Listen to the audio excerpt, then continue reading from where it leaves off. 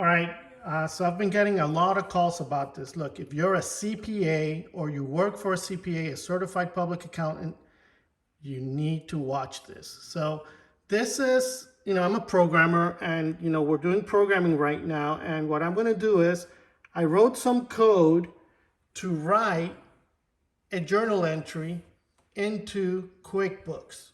So I'm here, I'm going to start it just so you guys could see. It started, this screen appears, journal entry added successfully, and then wow, there you have it. The journal entry got added successfully. So, if you need any type of integration, give me a call. I am super fast at programming and I could get this done for you quickly.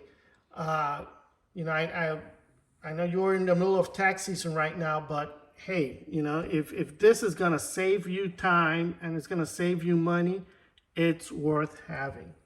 Okay, keep in touch. Bye.